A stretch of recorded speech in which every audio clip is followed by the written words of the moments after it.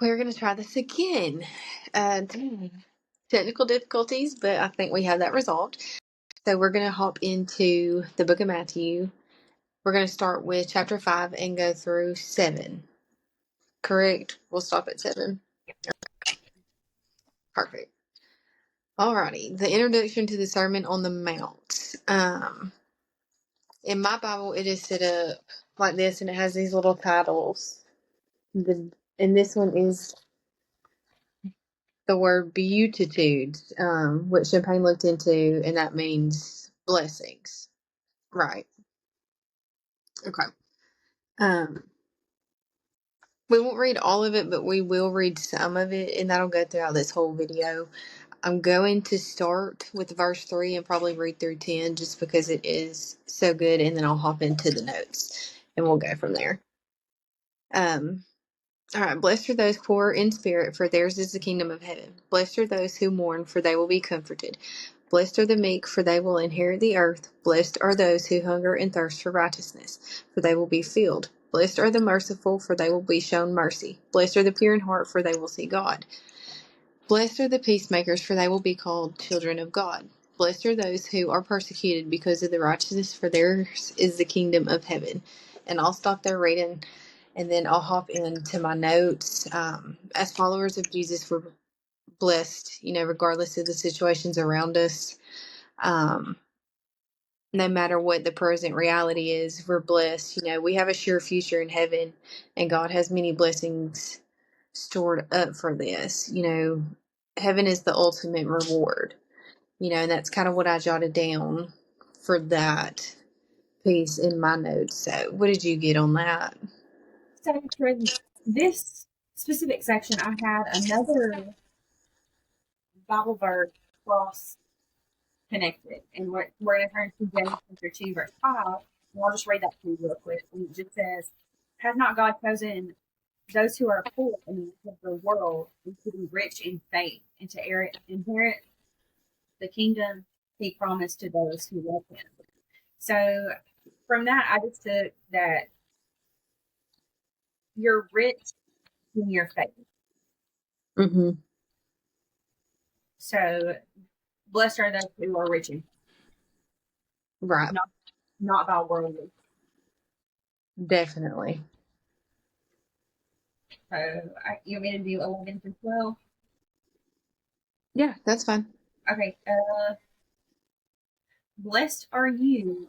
People insult you, persecute you, falsely say all kinds of evil against you because of me. Rejoice and be glad, because great is your reward in heaven. For in the same way, they persecuted the prophets who were before you. So from this, I just picked, be glad and rejoice when you are persecuted because of your faith. Great is your reward in heaven when you are persecuted because of your faith. Mm-hmm. We're called to accept. We're called to be different. And last night, I'll say again, Keely asked us why we're so weird and why we're so different. And I think she thinks some people, her little friends, sometimes they will judge us because we don't do this, that, or whatever. And I think this is part of the reason why she asked, like, why are we weird? Because we are set apart. We're called to be set apart. And that's just what we are. We're different. We're just a little different. And that goes into the next session that we were about to get into, salt and light. I guess if you're ready, we'll hop into that. I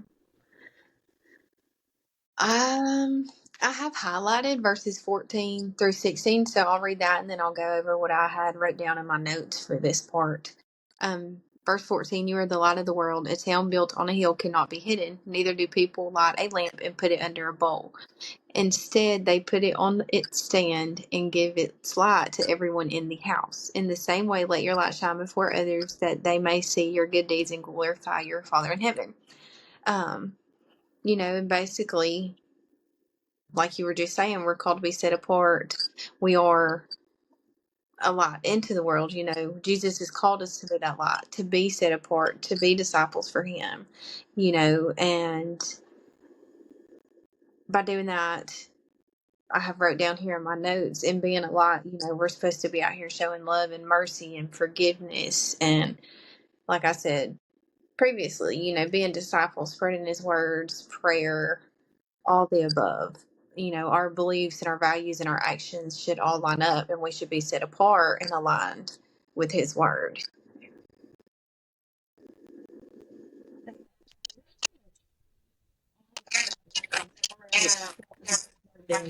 In an enhancement of flavor to be the salt of the earth. And it says if the salt loses its saltiness, it has no use. So Right. preserving our faith and being the light and example for other people, we are more good in the kingdom. Right. That's all I've got on that. Okay. We can hop into the fulfillment of the law. What is my next? Come on, 17. Okay. 17 through 20. I do not have the whole thing, however, I'll just read off one. So the fulfillment of the law. Do not think they have come to abolish the law or the prophets. I have not come to abolish them, but to fulfill them.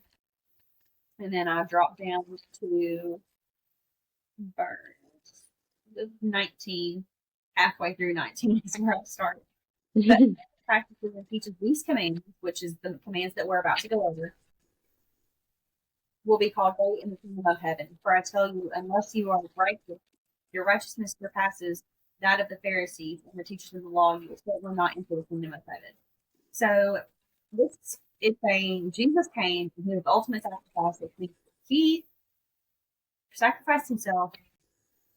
I just glitched. Yeah. He sacrificed himself to not to get rid of the law, but to fulfill it. And God values our obedience and faithfulness, not all the Mosaic law. Mm-hmm. And that's all that I have on this one. Yeah.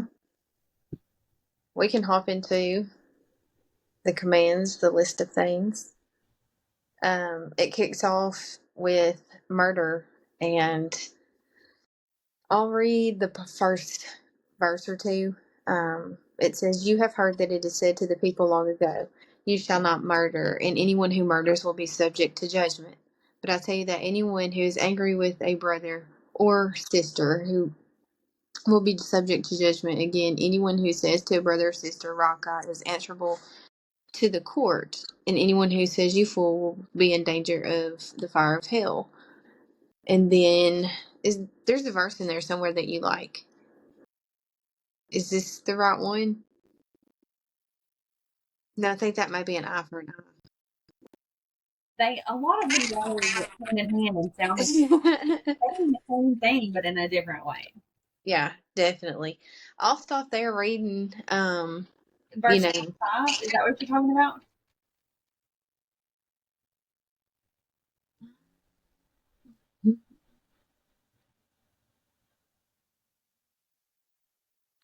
No. I was looking real quick to see if I could find it. I'm good. It'll hit me in a minute, but that messed me up so bad. Do you have any notes on murder? I mean, not a whole crazy bunch, Be kind, do not murder, settle matters quickly. Forgive and forget, as hard as that is, easier said than done, Typical stuff there for me in my notes. You will be judged for your unforgiveness and forgive that you may be forgiven. So this is saying murder and holding a grudge as a sin weighs the same. So holding a grudge is just as bad as going on murder as a sin. We're not talking about right now. Right. We're talking about the weight of a sin. So basically, this is just telling you need to settle things with people. You need to forgive people and be kind and move on. Right. Mine says, be kind and forgiving. I mean, it's one of those things when you read it, like you just kind of you just understand it. You get it. He said what he said, and that's why I always say we don't read the whole thing. We do read quite a bit, but not the whole entire thing. So always go back and, follow along with us as we read through it and read all of it for yourself as well. Just a little side note in there. Do it all. Mhm. Heard what it said, you shall not commit adultery. But I tell you, anyone who looks at her has already committed adultery with her in his heart. If your right eye causes you to stumble, gouge it out and throw it away. It is better to lose one part of your body than your whole body to be thrown into hell. And then, if your right hand causes you to stumble, cut it off and throw it away. It is better to lose one part of your body than your whole body to go into hell. So, for this one, lustful thinking is just as bad as committing adultery. And this specific verse says against a woman or lustfully with a woman, but it's not just talking about your husband. It is also talking to you as the wife. If you're looking at somebody else and you're having those thoughts at all, that is adultery. Right. So this is telling you to shy away from it. Don't. And I think I might have touched on this last night as well. You need to guide your R's and your heart. I think that's how to put together. Guide your heart when you're out in this world, because it's so easy to just go the easy path, and you're gonna see all kinds of things, and that's why it's very important to dress modestly as a spouse for yourself and for your spouse. Dress your children modestly for the same reasons, because there's people out there, and let me tell you something, they're looking at your kids, and they're looking at you, and your body is only for you and only for your spouse and for that, and that is true. Right. Who else needs to see all that? Exactly. All of my notes there. Right. I didn't write too much down. I did have a thought that I had read somewhere. Sin includes more than just physical actions. It, also includes thoughts. That kind of just supports what you said. You don't have to physically be doing this or that. You could be just looking. You could be just thinking. And that's really all I've got. I did jot down. It's better to cut people off who are dragging you into that deceitment. And that goes along with a lot of different, really that goes along with anything in life. Honestly, sometimes it's just better to cut people off. And I think we dug into that a little bit last night, a little bit deeper. Really wish we had some, because we got these things, and I wish I remembered what I said so we can say it all again. But I know it's crazy, it's aggravating, but it's okay. It'll come out eventually. And then of course divorce is next. I honestly didn't write anything down in divorce. I read it and I was like, okay, got it.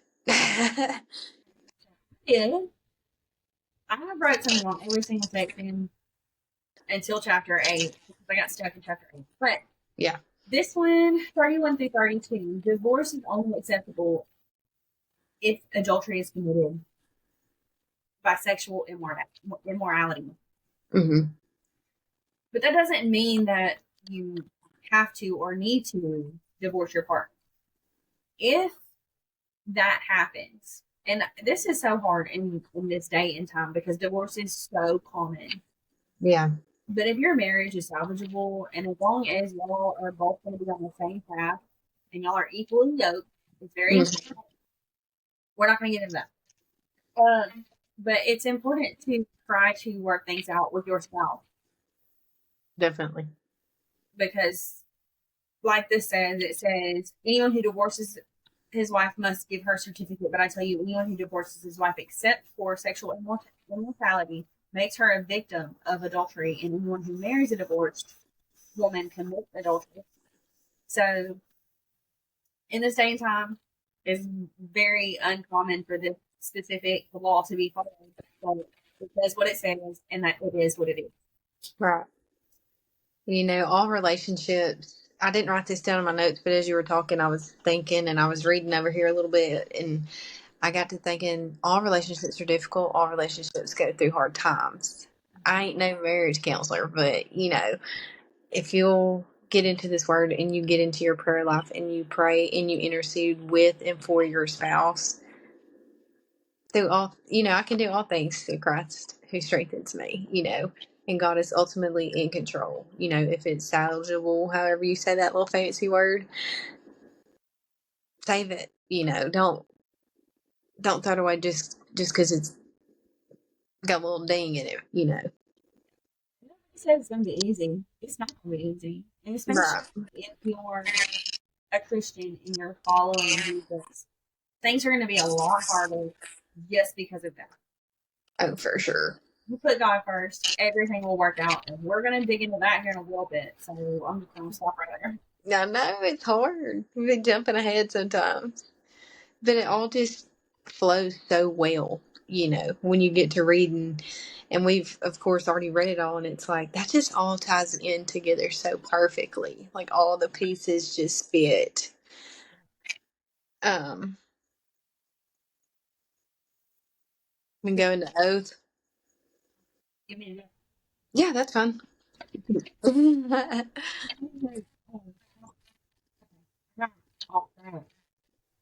Okay, I do too. Right. So you have heard it be said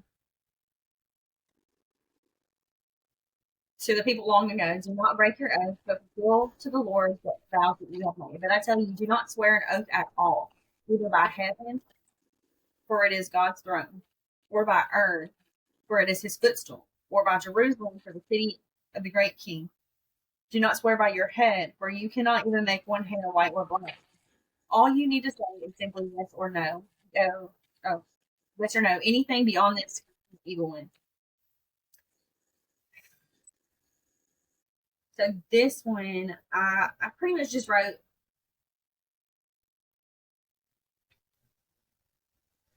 that's not correct. Wrote the wrong thing. Basically, what this is saying is don't make vows that you do not plan to keep. Pretty much, this is saying don't swear. Don't say I swear to da da da da or I swear on my life. You're not supposed to do that. You can simply say yes or no. If the person doesn't believe you, I mean that's their problem. Oh well. Move Yeah. on. Yep. I like it. That's good. I mean, it is what it is. Yeah, I don't know what happened here. I wrote verse 38. Oh, I skipped that one. If I know that one, I was like, it says exactly what it says, and that is it. Right. Honestly, I didn't write much down for oath either. I agree completely with what you said. My notes just says, you know, we're called to be honorable and trustworthy. We are to be known as people seeking to live differently. Not to practice deceit. Um, Stay true to our word, like you said. Simple yes or no is fine. You know, that's really all I got in my notes. So we can go down to eye for an eye. This one really heats up. I love it. um, I guess I'll kick it off and I'll just read. Um, Verse 38, you have heard that it was said, eye for an eye and tooth for a tooth, but I tell you, do not resist an evil person. If anyone slaps you on the right cheek, turn to them the other cheek also. And if anyone wants to see you and take your shirt, hand over your coat as well. If anyone forces you to go 1 mile, go with them 2 miles.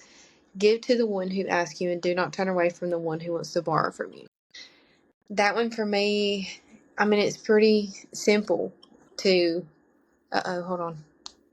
Did it glitch out? Yeah, you went away for like half a second. Okay.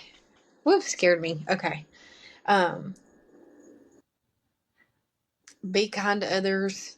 Do right by others.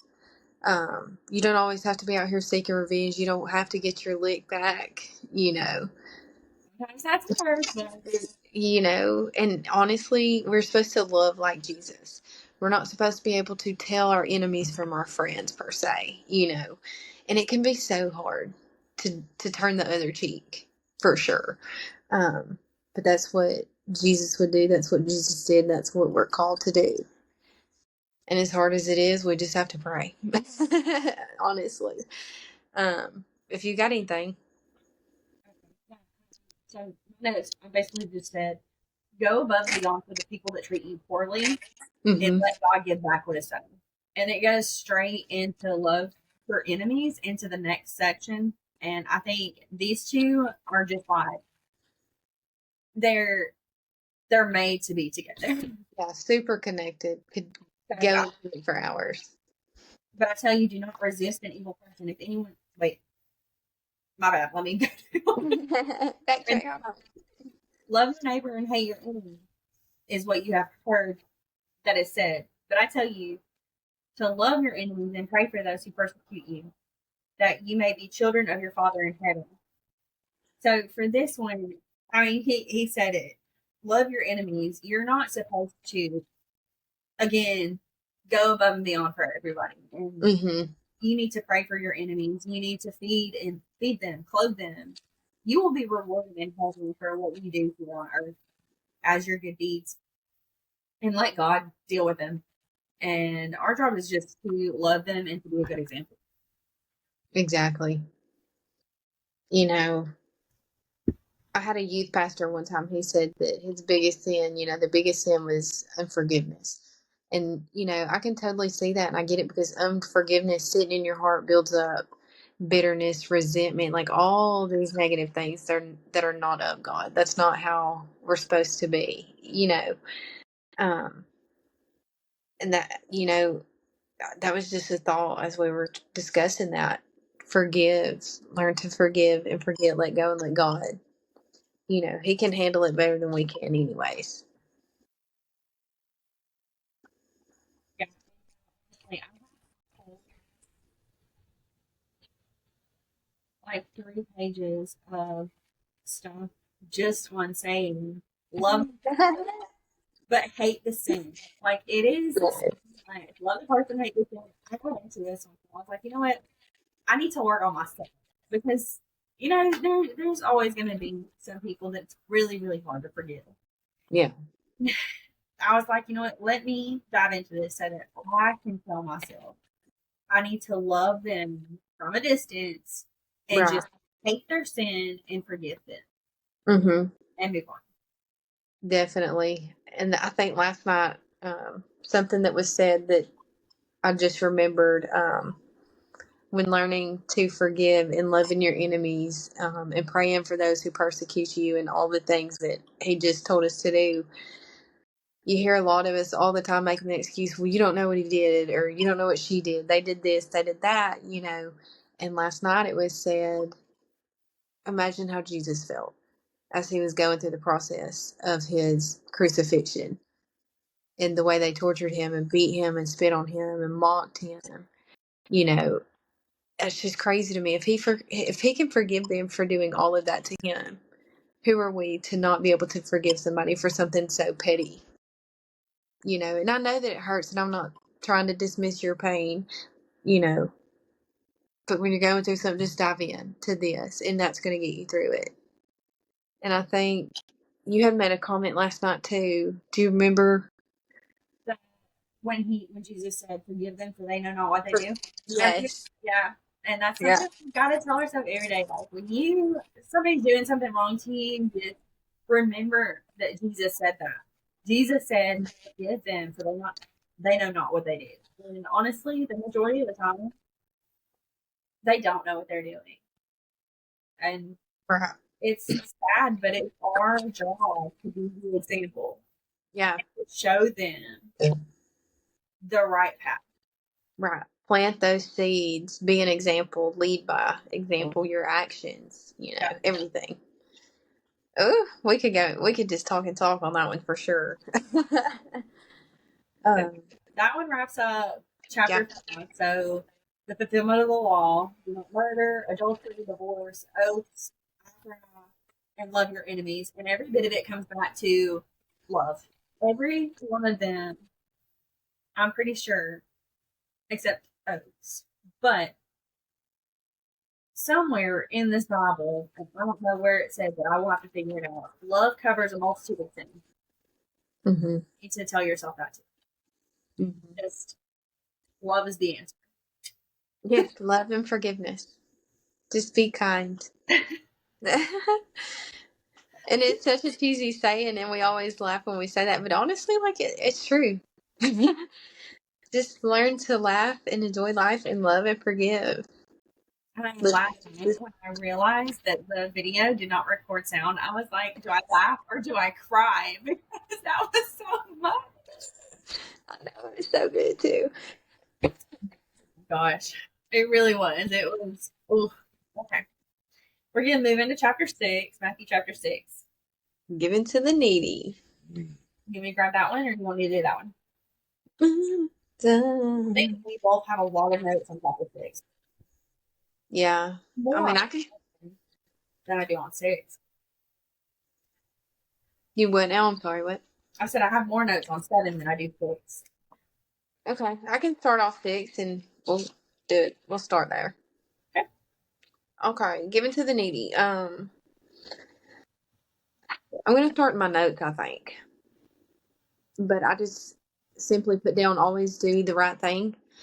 And all that you do, God doesn't need you to advertise your good deeds. When you do all these kind things for other people, you don't have to go out here in front of everybody, and be flashy and show that you're doing good. God sees everything. What's done in the dark will be brought to light, as I've always heard, and that's very true. He doesn't want us to be that way either, you know. Um,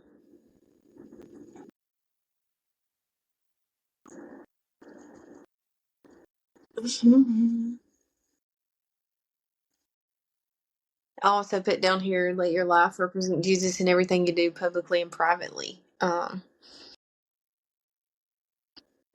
In chapter 6, verse 2, it says, so when you give to the needy, do not announce it with trumpets as the hypocrites do in the synagogues, on the streets to be honored by others. I truly tell you that they have received their reward in full. But when you give to the needy, do not let your left hand know what your right hand is doing, so that your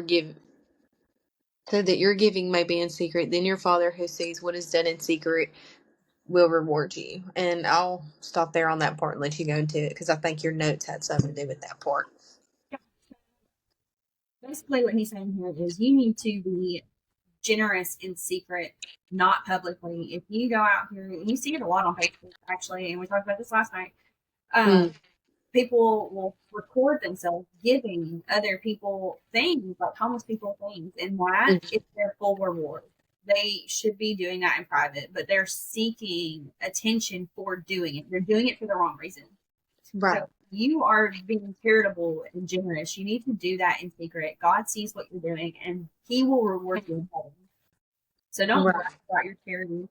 If you do, that's your reward, and you will not get a reward for that in heaven.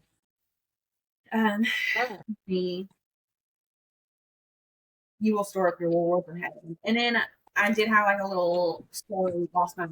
So nope, that's for a different verse. Actually, I'm getting ahead of myself here. I know, I do it all the time. I'm writing a little note down because as you were talking, a thought come to me, and it let all you do be done for the glory of God.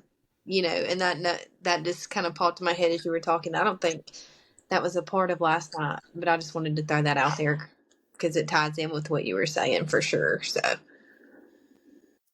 and then the next section is prayer, and again, it's telling you that you need to be praying in private. Don't go out on the streets and pray like the hypocrites do, and have these huge, extravagant, wordy prayers out in the public, and you go home and you're not praying at all. That's you being a hypocrite. So when you are praying, and it says, I'm pretty sure, hold on. Again, okay, yeah, here it is. Close the door, go to your room, and close the door. Some Bibles say go into your closet. It just means like go into a private place, close the door, and pray. And then it talks about the Lord's Prayer. And a lot of people think that this is the exact prayer that people need to pray. And that's just a guide to say, like, this is all you need to say. God Right. listens to your heart, not your words. He already knows what you need. So what you need to give him gratitude and ask for forgiveness and just help ask him to help you avoid temptation. That's really all you need to do.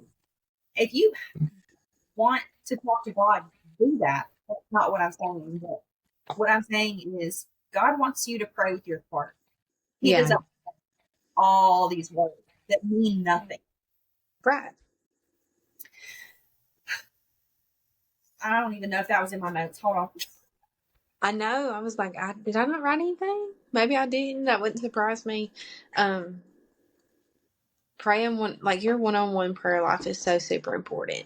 You know, it is good to pray with your friends, and be careful who you let. I got a gnat. I'm sorry, but be careful who you do let pray over you. You know what I'm saying? We won't dive too deep into that right now, but I'm not trying to dismiss praying with other people or anything, but your one-on-one time with God is so important, and He desires that as well.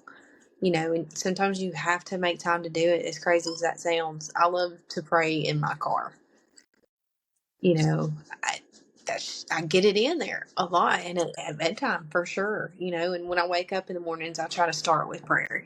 Prayer is so, so, so important. And it's just one of those things that I could just say it over and over and over. One-on-one time with God is so important. So important. Yeah, and we're actually going to get really deep into that next chapter. Yeah. I think. And then the last little section is just telling you to forgive others so that you can be forgiven. It is so important. We said, I don't know how many times so far, Right. you have to forgive others. To be Really. forgiven, you have to forgive. Mm-hmm. And that's what this is telling you. Right. It says, if you do not forgive others of their sins, your Father will not forgive your sins. It says it right there. It says what it says. It's hard, but you got to do it. Yeah. You want to be forgiven, you have to forgive. Definitely. And I think even fasting, we even touch on how that should be done sincerely And privately, not for show. I wrote that part down, but I also went into fasting is a spiritual form of spiritual discipline. It's to help you remain. I can hear you, but I can't see you. Okay. My phone's dying apparently, but Oh. it's a time for you and God, once again, one-on-one time. To help you remain focused on your relationship with Him. I'll let you pick up. My phone tripped me out. And I mean, honestly, I think that's really sums up my notes too. So let me take the wheel. The section fasting, he's telling you what you just said. Don't do it for show. You need to do it privately. If you are fasting, don't tell other people. If you do tell people that you're fasting, that voids your whole fast. The whole point is for you to give something up, to sacrifice something, so that you can have a better relationship with God. You can fast for healing and for understanding. You can fast for specific reasons, but always just remember to do it for the right reasons and to Right. not publicly announce that you're fasting. And I think me and JC have talked about this before, and we think that it's okay to tell your spouse, because when you're fasting, I'm not going to get into this, but there are some rules that apply to you staying clean, Mm-hmm. and you don't want your spouse to keep tempting you over and over and over on these things, like you can't have this, that, whatever, and you can't be intimate. It's Right. part of the fasting process. So Mm-hmm. I think that it's okay to tell your spouse so that y'all can be on the same page. Right. Right. But I will not be held to that. I don't know. That's just something we as a family have agreed Yeah. on. to be like, okay, you know what? These are the days it's going to be happening. I'm just letting you know so that we don't do this, or this that day. Right. Right. I definitely get it. I mean, I agree with you. I think it's important for your spouse to be on the same page as well. That way they're not trying to, I don't want to say like lead you into temptation, but you know what I mean? And I don't have a word that Yeah. the simplest is when you're fasting, no matter what it is that you're fasting, Hmm. we're also supposed to stay clean. And that includes no sex. So, and that is an important part of your spiritual connection with your Right. spouse. So I think it is important to tell your spouse. Yeah, definitely. Um, I think that might be it for fasting on my end. yeah. Yep. Treasures in heaven. Uh, I wrote some verses down, so I'm trying to skip past that part in my notes. Um, I think we got deep into this one too last night. Treasures in heaven, mm-hmm. especially that last little section. Right.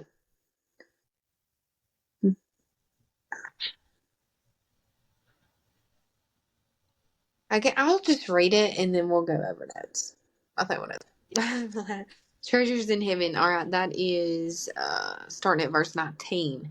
Do not store up for yourselves treasures on earth where moths and vermin destroy and where thieves break in and steal, but store up for yourself treasures in heaven where moths and vermin do not destroy and where thieves do not break in and steal. For where your treasure is, there your heart will be also.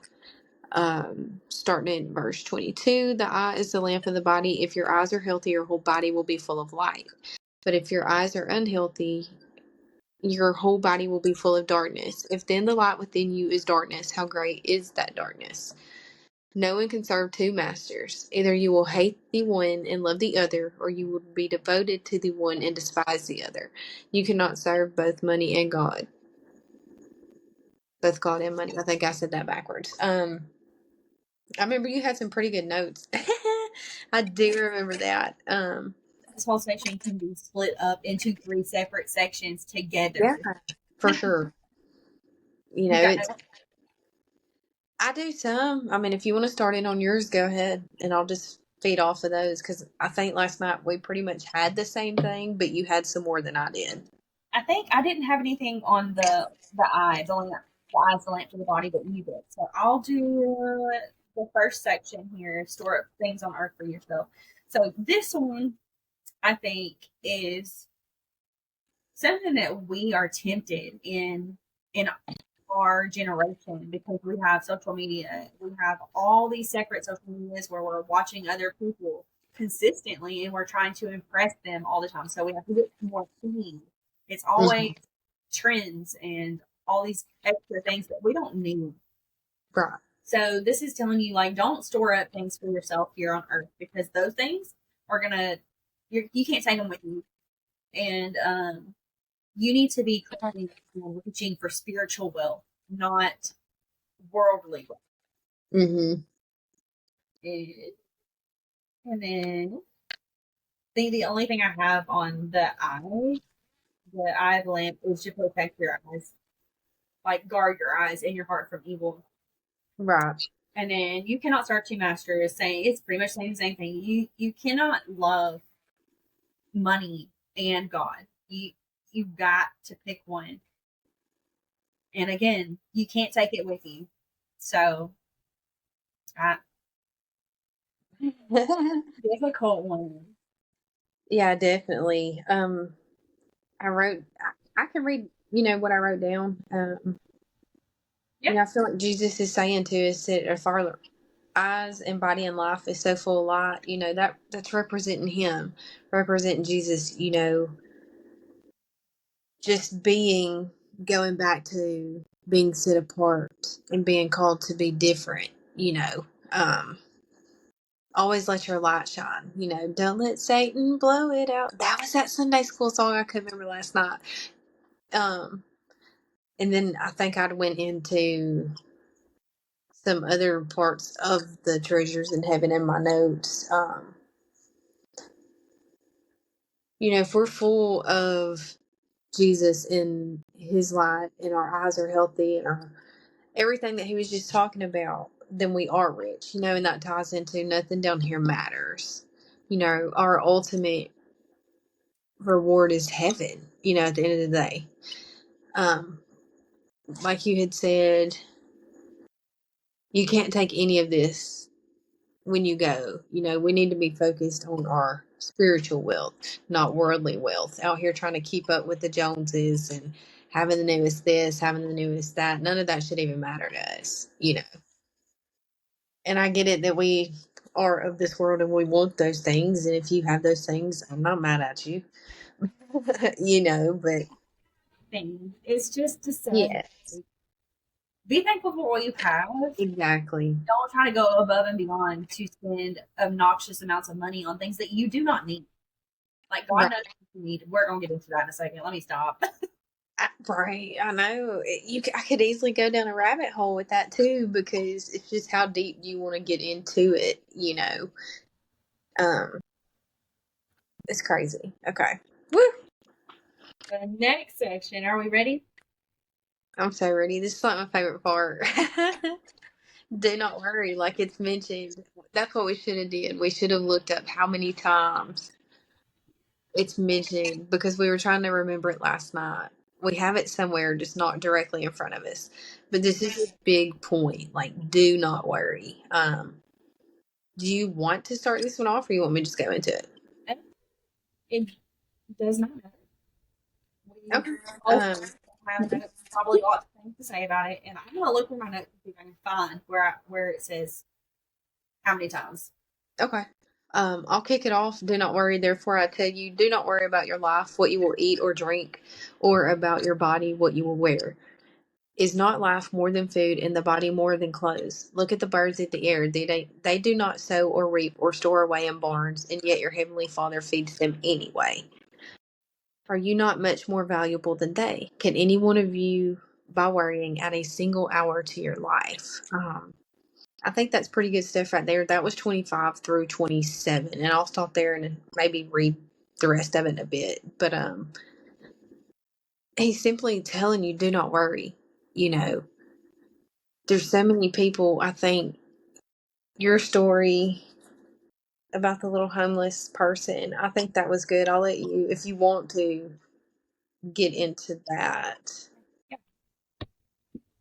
So, are you already done in your notes on this? No, I mean, I can read more into it. um, do not worry. Said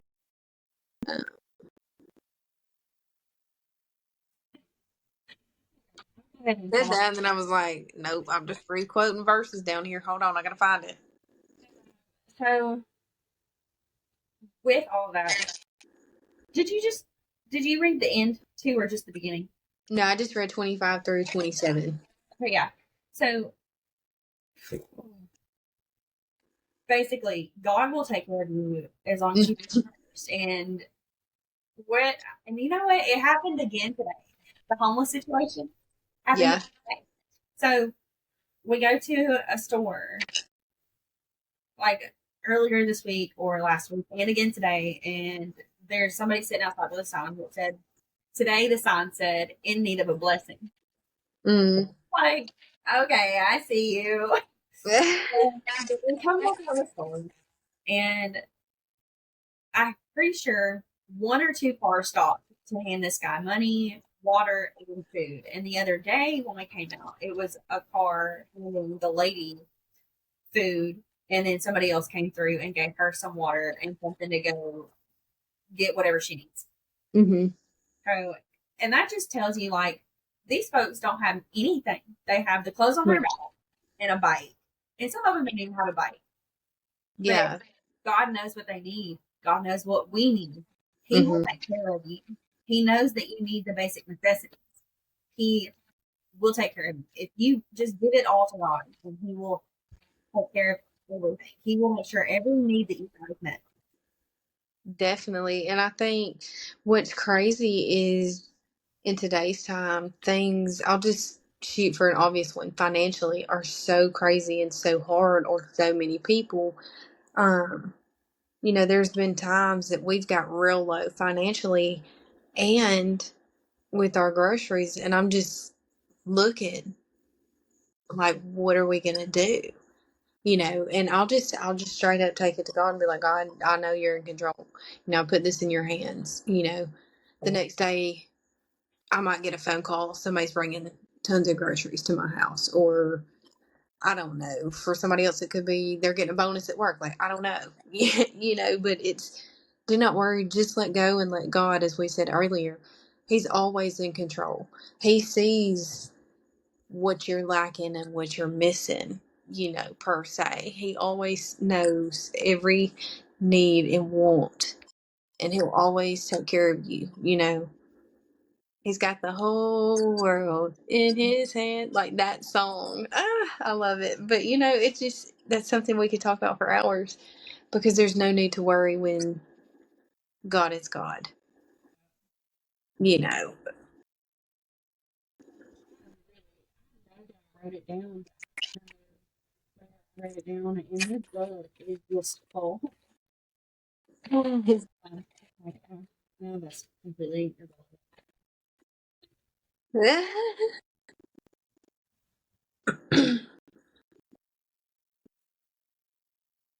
Tell when I'm in a hurry and when I am holding my phone. I know. I've got to figure out a way for me to personally do my notes better, so it's a little more organized when I'm trying to go over it and discuss it. And I think what another really good point in that little section that I read, let me find exactly where it's at. In verse 27, can any of you by worrying add a single hour to your life? Absolutely not. I think that's really powerful, and you can dig into it and go down a rabbit hole with it. Because what is worrying going to do for me? Absolutely nothing. It's not going to take anything away from me. It's not going to give me anything. You know what I'm saying? I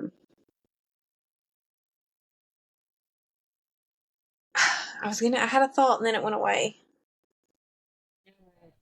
That I wrote it in my Bible somewhere, and it's probably it's in here somewhere, but I'm not gonna sit here and go through every note because there's so much. And Right. we'll figure it out. We'll bring it up next time. Yeah, we'll find it. We'll shoot it out there. And that is the end of chapter 6. Yeah. So chapter We 7. made it to the last chapter for this video. Judging others. You want me to grab that one? This one is a roller coaster. This one's something personally that I have to really go over time and time again in my head. It's the one that we dug into so much last summer. Yeah, I'm sure it was. I just found that verse I was talking about in chapter 7, verse 5. You hypocrite, first take the plank out of your own eye, and then you will see clearly to remove the speck from your brother's eye. That's the verse that we were talking about last night. Who am I to judge?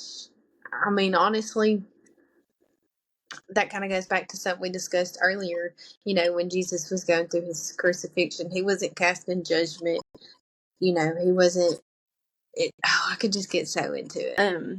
We were diving into chapter 7. I don't really remember where we left off, so we're gonna start over. Chapter 7 starts with judging others, and I think for me, just in my personal life, this is something that I really, really struggle with, and I laugh to keep from crying, because to be in sin and to know you're in sin. What? Are you okay? Yeah, I'm fine. I was trying to make sure that it was actually uploading. Okay. And I was like, oh. Scared me. Sorry. Okay, no, you're good. Whew. My phone had died right in the middle of our last video, so we're trying to recollect ourselves. It's been a rough couple days. It's okay. No weapon formed against us shall prosper, so we will just keep laughing and keep going. I'm just going to start reading. Do not judge, or you too will be judged. For in the same way you have judged others, you will be judged. And with the measures you use, it will be measured to you. Why do you look at the speck of sawdust in your brother's eye and pay no attention to the plank in your own eye? How can you say to your brother, let me take the speck out of your eye, when all the time there is a plank in your own eye? You hypocrite. First you take the plank out of your own eye, and then you will see clearly to remove the speck from your brother's eye. Do not judge others. For me, it's something as simple as just because they don't drive the vehicles that you would drive, just because you don't have the same preferences, the same looks, the same attitudes and opinions and accent, like none of that matters. You do not judge. Love others as Jesus loves us. Love like Jesus. If you want to get into it, I'll let you go ahead and say a little bit, and I'll hop in my notes. Yeah, so on another verse 1 through 6, is it 1 through 6? Yeah. So for my notes, I just said, worry about your own sin. Mm-hmm. This is saying to you, like, you can't judge somebody for doing something when you're doing the same thing or something equally as sinful. It's like I said last night, it's like an alcoholic calling somebody an alcoholic. Right. Worry about yourself. Mm-hmm. Fix yourself. Be the example and lead those people down the right path. We'll say it over and over and over, but that's what he's telling us to do. Mm-hmm. He's telling us, don't tell them what they're doing wrong. Help them do what is right. Right. The only thing I have wrote down is worry about your own sin. Yeah, sin is sin. We're all living in sin daily. We're all humans. Who am I to call you out for your sin when I'm sinning myself in my own ways? I mean, it does happen a lot. It really does. I think we're all guilty to a point of casting judgment. It's hard as humans, but that's where prayer comes in, repentance come in, asking God, to help guide you through all of that.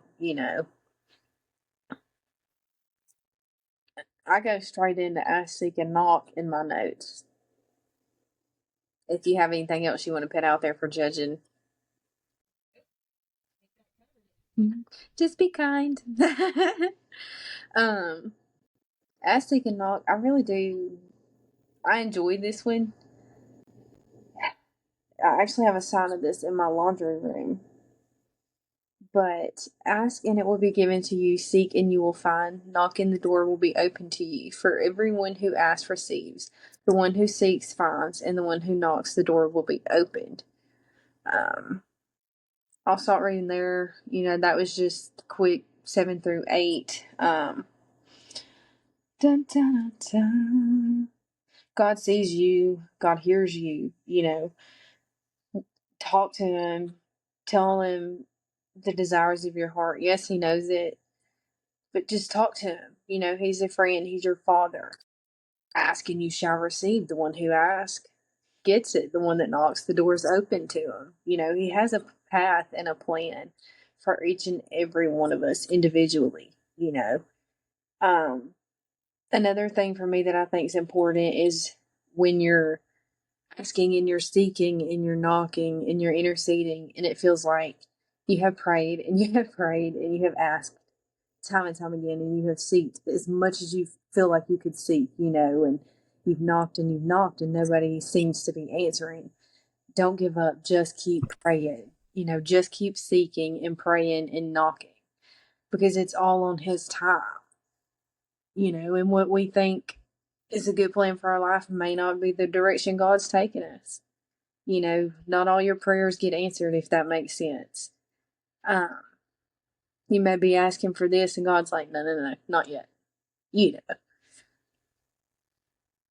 I'll stop there and let you get into it because that's just something I can just talk about. I really think that sums it up, honestly. The only thing that I have written down for that, which now that I'm looking at it, thinking about it, like, I'm not so sure that I I don't know if my note is even relevant, honestly. I mean, it says treat others as you want to be treated, but I think that's because later he's talking about how, because he already knows what you need. And if you ask your father for bread, will he give you a stone? Right, right. Like, and it just goes into that. So I think that's where my note came from. But honestly, that's all that I have on that. So you got that Oh one. gosh. Yeah, it looks like down in verse 12 is what you're referring to. So in everything, do to others what you would have them do to you, for this sums up the law of the prophets. Yes. Okay.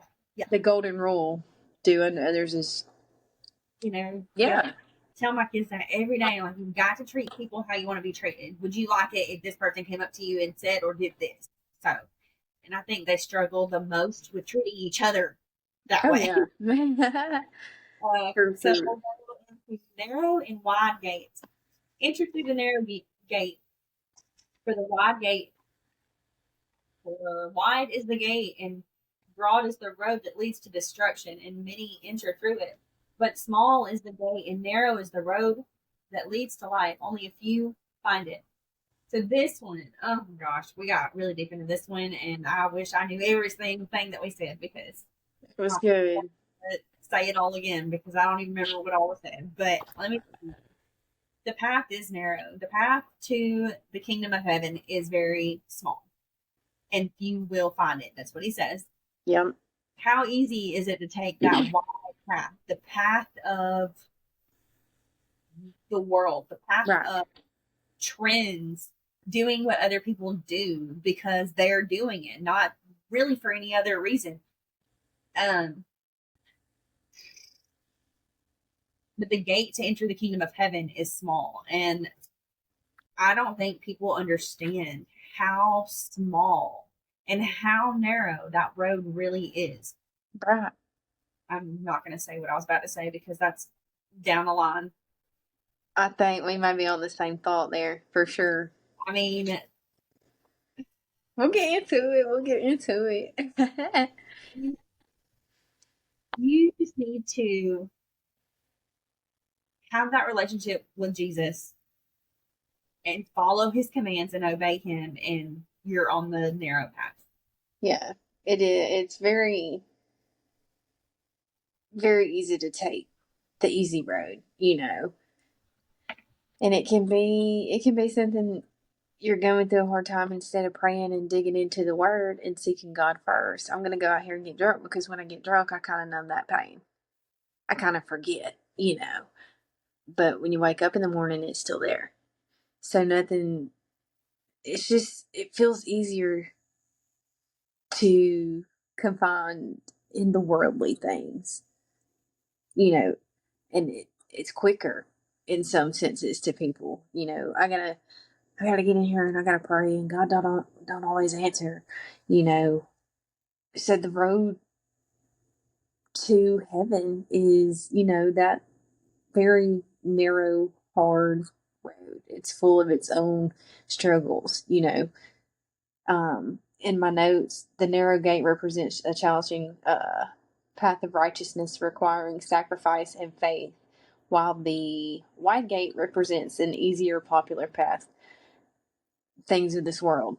Jesus encourages us as followers to take that narrow, harder path, even though it is more difficult. But it's the path that leads us to true life and fulfillment. That's what leads us to heaven. And if we take that easy road, that just leads us straight to destruction. And it's not worth it at the end. It's not taking that easy road. It's not worth it. This takes you back to what we were talking about before. It's with our society, it's so easy to fall into things that Yeah. are of the world. And if you're not pouring into your spiritual wealth, you're gonna go down that wide path Quick. real quick. And it's gonna like happen so quick that you're not even gonna know what's happening. You don't even know that you're not on the right path anymore. Right. So it's so important to keep that relationship and stay on that path. Oh, for sure, for sure. Kind of, and I think I said last night, I don't know if this is where I said it, but narrow is the path. And like I said, in our society, it's hard because we've got all these social media things, and there are a lot of times where I'll just completely delete social media just because I need the silence. It's so loud. Yeah.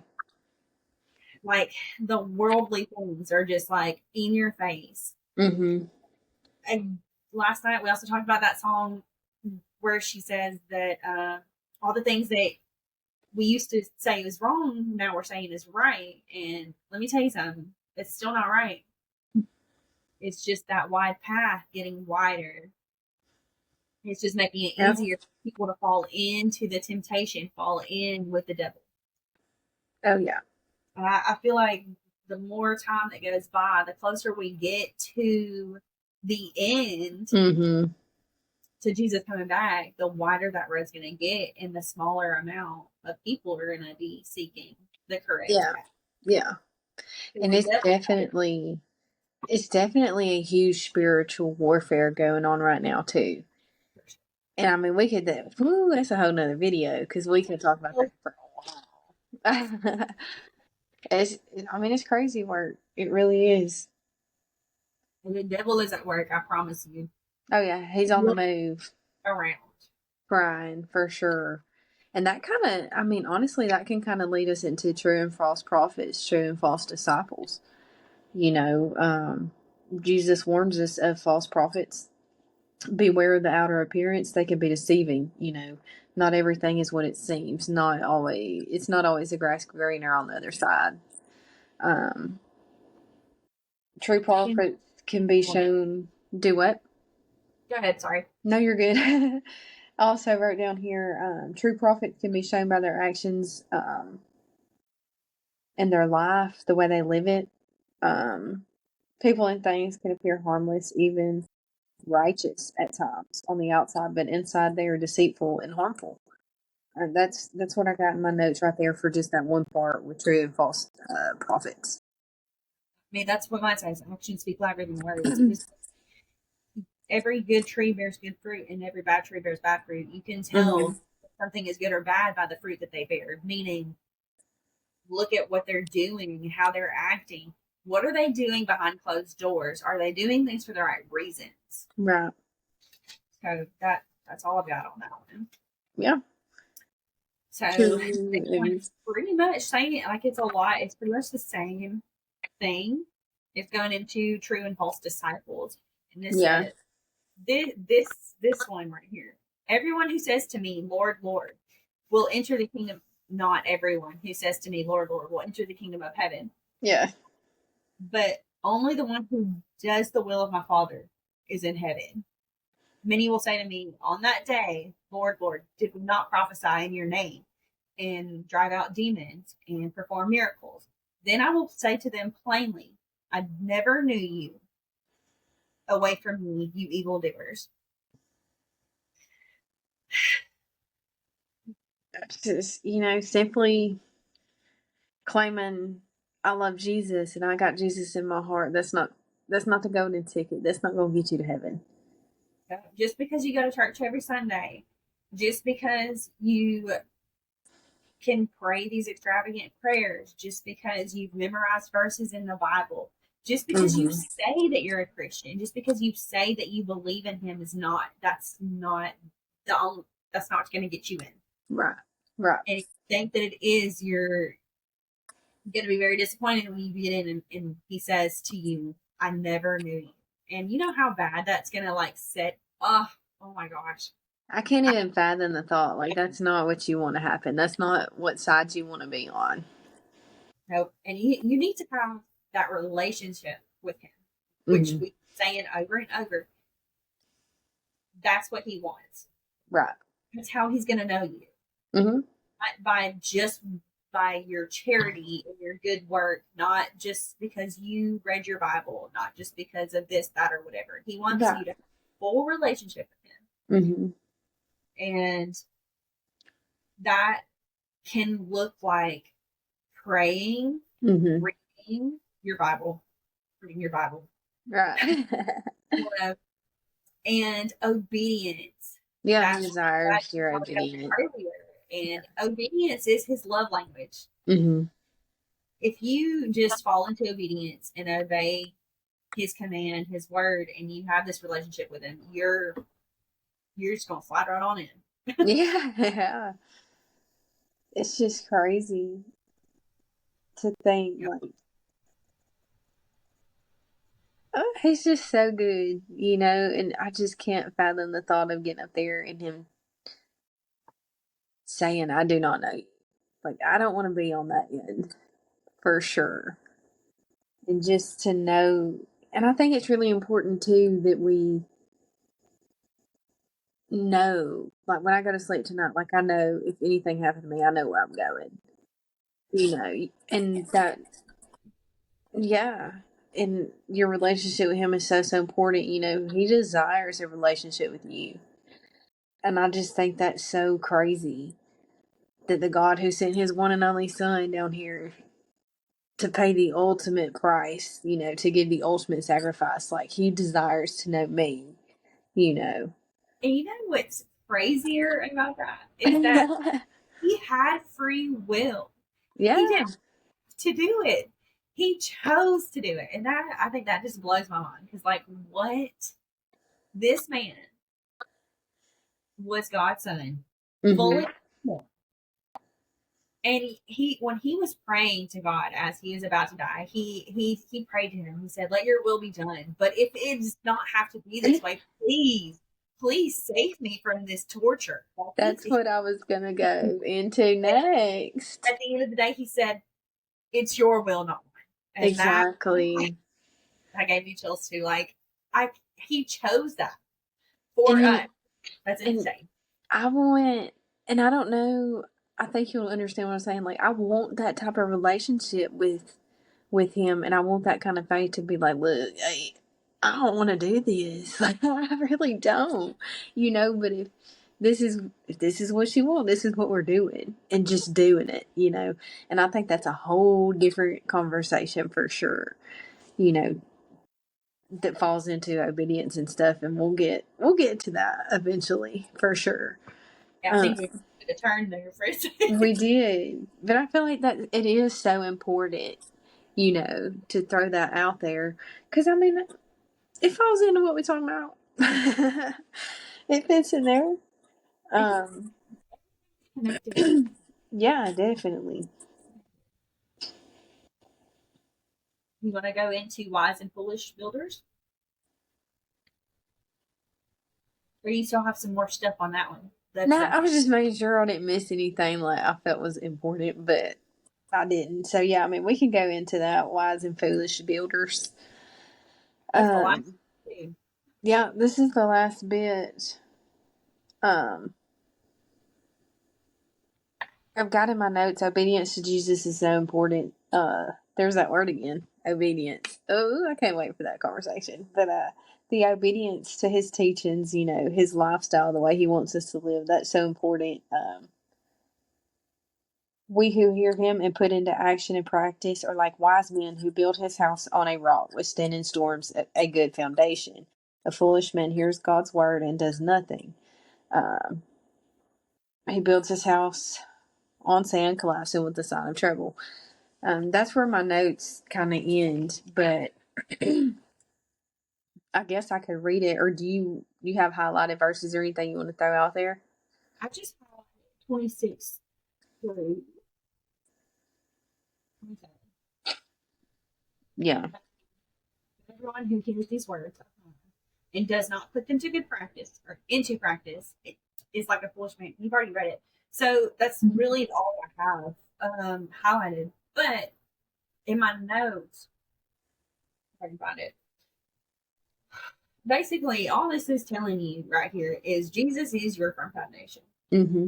That is the rock that you stand on. And now that he's told you his commands, we went over them earlier: murder, adultery, divorce, oaths, eye for an eye, and love your enemies. Go follow them. Live your life and build your life upon those commands Mm-hmm. and build that relationship, and you will be good to go. Right. That's how you'll get through the storm. That's how you'll get through your trials, through your troubles, through your tribulations, through your temptations, with that firm foundation. It says, when Jesus had finished saying these, the crowds were amazed at his teachings because he taught as one who had authority and not as their teachers of the law. And that's where it ends for chapter 7. And I think it's all so good. And we could definitely continue to talk and take all these little rabbit holes down. Like, there's just so much good stuff in here. And I mean, I've got highlights everywhere, you know. Mine looks cool right now. It is just, it's so good. And, you know, it's so important. I think we said this last night, but I don't think we've said it tonight. It's so important when you're reading and you're getting into the word, don't read just to read words on a page. You know, really get into it and look into it. Read to understand. Study it. Read to understand. Yeah. You know, because when you start this journey of faith and you go into the baptism and stuff, and I think we've been touched on that briefly last night.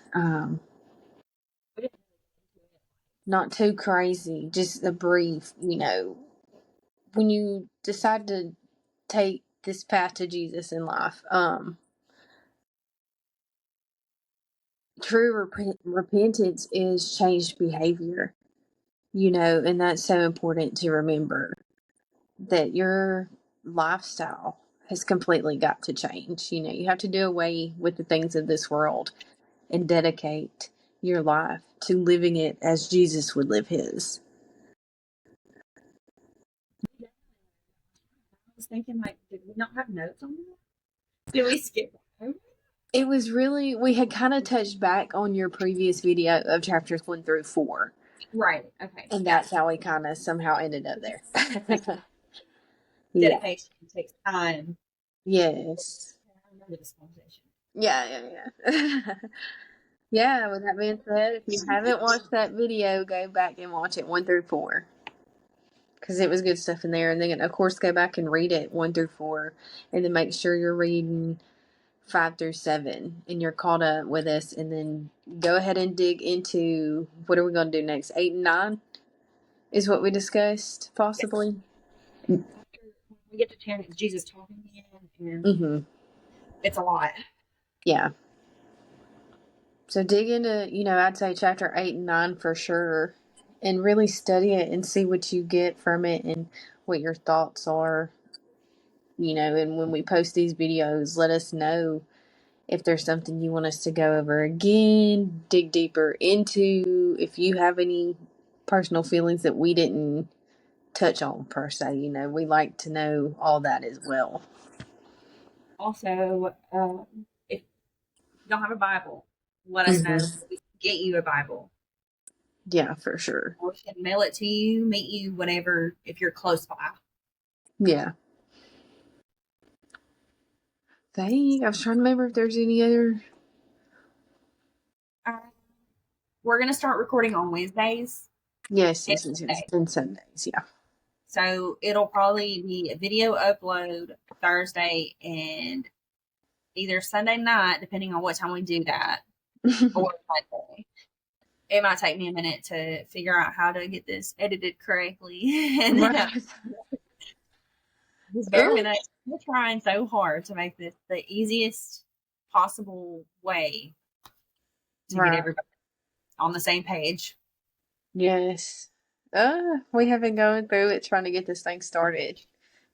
Just with technical difficulties, life intervening, trying to get good setups, ways to, how do we want to discuss this and that, and just bear with us. If you have any suggestions, that would be great too.